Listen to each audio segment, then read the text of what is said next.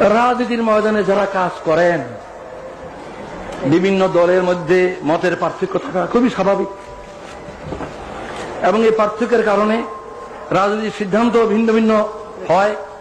বিভিন্ন দলের বিভিন্ন রকম রাজনৈতিক সিদ্ধান্ত হয়, এবং এক দলের সিদ্ধান্ত আরেক দলের নিকট গ্রহণযোগ্য হয় না। এটা হয়েই থাকে, এটা স্বাভাবিক। এই কারণে আমাদের মধ্যে যে দূরত্ব পারস্পরিক, এই দূরত্ব দূর করতে হবে। আর দূর করার পথ এটাই যে অতীতকে ভুলে যাওয়া। আমার বিরুদ্ধে যারা ব্যাপক অপপ্রচার করেছেন বহু বছর থেকে, আমি তাদের অপপ্রচারকে কিছুই মনে করি না। তাদের বিরুদ্ধে আমার কোনো বিদ্বেষ নাই, আমি তাদের বিরুদ্ধে কোনো অভিযোগ করব না। তাদেরকে আমি অনুরোধ করব, আসুন আমরা একসাথে মিলে দেশ গড়ার চেষ্টা করি।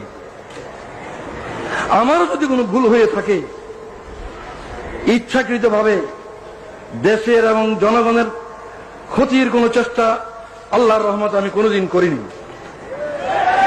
যা ভালো বুঝেছি দেশের জন্য, জনগণের কল্যাণের জন্য করেছি। এরপরেও মানুষের ভুল হয়, ভুল হতে পারে। কেউ আমার কোনো কাজকে ভুল মনে করতে পারেন, তার জন্য তাদেরকে আমি দোষী বলবো না। নবী ছাড়া কে দোষী নয়, দোষ কম বেশি সবারই আছে।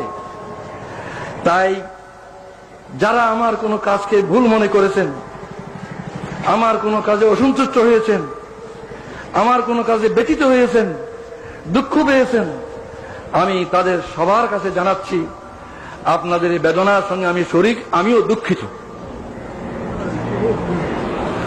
আমি আল্লাহর কাছে দোয়া করি যাতে আমি বাকি জীবন যা কিছু করি কারো মনে দুঃখ না দিই, কারো মনে দুঃখ না আসে এমন ভাবে যেন আমি কাজ করতে পারি। আপনারাও এই দোয়া করুন।